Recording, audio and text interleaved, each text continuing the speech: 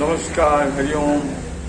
मैं हृदय गुप्ता आप सभी का अपने चैनल, आपके चैनल सत्य की राह में स्वागत करता हूँ। आज मैं आपको बताऊंगा कि डिप्रेशन से कैसे बचें। दूसरे हिंदी में कहा जाए तो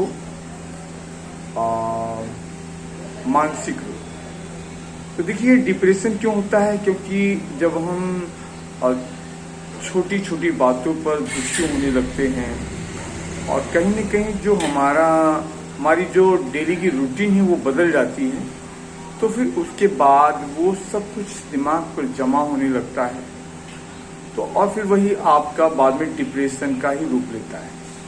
तो देखिए, पहली बात तो हमें हमेशा खुश रहना चाहिए, दिल खोलकर हंसना चाहिए और बस जैसे गांठ नहीं बांधनी चाहिए मन में किसी के भी प्रति, जलन द्वेष, ठीक है, खुश रहना चाहिए। अगर हम किसी को देख रहे हैं, किसी की प्रोग्रेस हो रही है और वो जीवन में आगे बढ़ रहा है या जो भी है, तो हमें खुश रहना चाहिए। ऐसा नहीं कि हमारे मन में जलन हो, द्वेष हो, या किसी ने हमें कुछ कह दिया है या हमारे प्रति कुछ गलत भाव है, उसके मन में कुछ बुरा किया है, तो हम अपना दिल बड़ा रखें और उसे माफ करें, ठीक है। और हम रोज जब सुबह उठते हैं तो दिल खोलकर पहले 2-5 मिनट हंसे, भगवान का नाम लेते हुए हंसे। अगर समझिए आप हिंदू हैं तो भगवान का नाम लेते हुए हंसिए, अगर आप ईसाई हैं तो अपने गॉड का नाम लेते हुए 2-5 मिनट हंसिए, और अगर आप मुसलमान हैं तो अल्लाह खुदा का नाम, मतलब जिस तरह से, ठीक है। दिन में ऐसे 2-4 बजे रात को सोते हैं तो आप रात को सोते के पहले 2-5 मिनट हंसिए, खुश रहिए।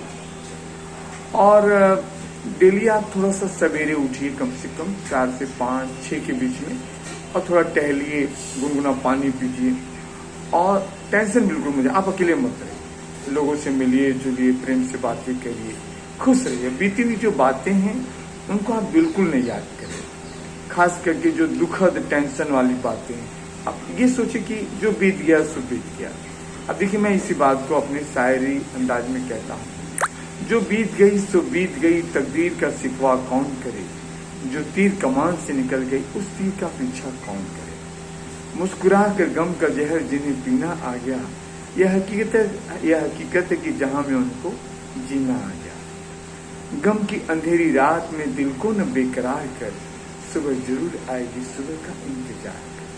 तो बस ऐसे आप रखिए। अगर आप जीवन में दुखी हैं, परेशान, तो सोचिए कि एक न एक दिन अच्छा आएगा, भगवान मेरे साथ हैं और मेरे जीवन में कुछ अच्छा करना चाहते हैं, तभी वो ऐसी घटनाएं घट रही हैं। क्योंकि आप ये सोचिए, क्योंकि ये संसार जो है परमात्मा ने बनाया और परमात्मा कहीं आपका दुश्मन नहीं है। जीवन की प्रत्येक घटना सिर्फ आपकी उन्नति के लिए है, तो आप इसलिए खुश रहिए। और दूसरा, अपने दिमाग में पॉजिटिव बातें भी रखिए, सकारात्मक, जैसे कांटे चुभना नहीं छोड़ते तो क्या फूल महकना छोड़ते? आप फूल की तरह महकिए। भले कोई आसपास आपके उसका स्वभाव ठीक नहीं है, चुभन वाला, लेकिन आप अपना स्वभाव मत बदलिए। आप तो खुश रहिए और सदा प्रसन्न रहिए। कहते हैं कि खुशी जैसा कोई खुराक नहीं, खुशी जैसी कोई टॉनिक नहीं। दूसरी बात, जैसे मानसिक रोगों में अगर जैसे आप डॉक्टर इलाज करा दें, तो देखा होगा, मुझे जहाँ तक जानकारी है पूरी, कि जो इलाज के नाम पर जो दवाएं दी जाती है, ठीक है, एलोपैथी का भी इसमें ठीक है, लेकिन ये जब बहुत ज़्यादा प्रॉब्लम होती है, मरीज बहुत ज़्यादा हाई में होता है, तो जो दिया जाता है दिमाग पर इलेक्ट्रिक शॉक वगैरह, तो ठीक है। लेकिन बाकी के समय में ऐसी कुछ गोलियां देते हैं कि जिससे सिर्फ उस मरीज में सिर्फ नशा रहता है, वो हमेशा नशे में रहता है, उसका कॉन्फिडेंस लेवल 0 पे चले जाता है। तो इसके लिए आप आयुर्वेदिक संस्थान है जो, वहाँ आप अगर इलाज कराते हैं, और मैं कुछ आपको दवाएं बता देता हूँ। एक सिरप आती है और वो सिरप आपको संत श्री आसाराम जी बापू आश्रम में मिलती है, जिसका नाम है शंख पुष्पी। आप 2-2 ढक्कन सवेरे शाम पीजिए।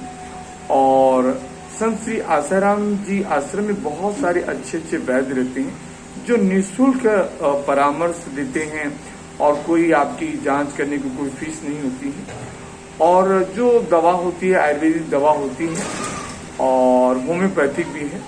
तो जैसा भी आप दिखाइए वहाँ पर बात करिए। और संत आसाराम जी बापूजी के बहुत सारे आश्रम हैं, लगभग सारे स्टेटों में हैं।